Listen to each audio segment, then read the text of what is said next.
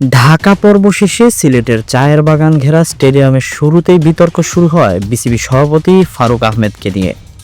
বোর্ডের এমন সমস্যা দেখা দেওয়ার পর মনে হয়েছিল সিলেটে হবে সংঘর্ষ।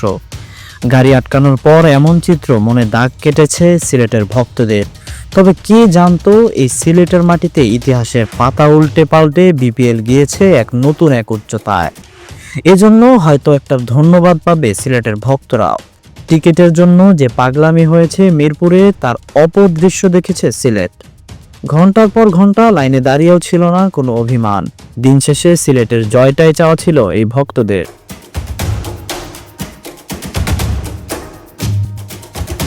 প্রথম 3 ম্যাচ হেরে ব্যাকফুটে যাওয়া সিলেট কামব্যাক করেছেন নিজেদের মাটিতেই।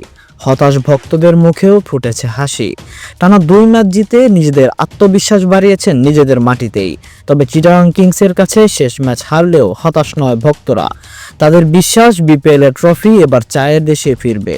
সিলেটের মাটিতে রান বন্যা হয়, এটা ভক্তদের জন্য নতুন খবর না।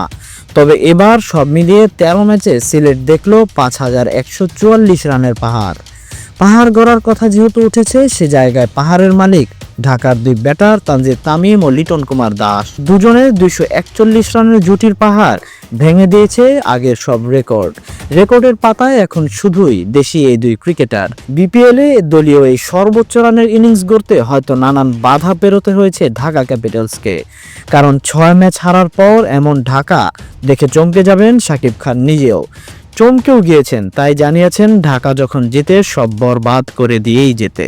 বরবাদের কথা যেহেতু এসেছে, সে জায়গায় লিটনকে আপনার মনে ধরতেই পারে। ব্যর্থ লিটন যেন দেখালেন কেন তাকে মোনালিসা বলা হয়। ক্লাসিক্যাল এই ব্যাটারের অফ ফর্মের কারণে সকালে চ্যাম্পিয়ন্স ট্রফির দল থেকে বাদ পড়েছেন লিটন। তবে সন্ধ্যা গড়াতেই লিটন দেখিয়েছেন যে এভাবেও ফিরে আসা যায়। যেই অজুহাতে লিটনকে দলের বাইরে পাঠিয়েছে বোর্ড, সেই নতুন বলে লিটন দেখিয়েছেন 9 ছক্কা ও 10 চারে 125 রানের ইনিংস।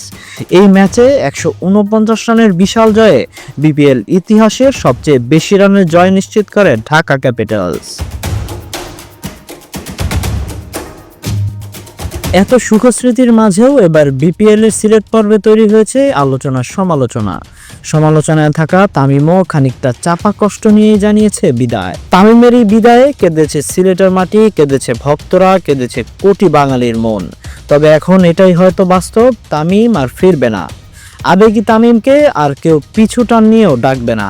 সিলেটের মাটিও মনে রাখবে খান সাহেবের বিদায়। ক্রিকেট ভালোবাসায় মোরা সিলেটের মানুষ বিদায় জানিয়েছে বিপিএলকে।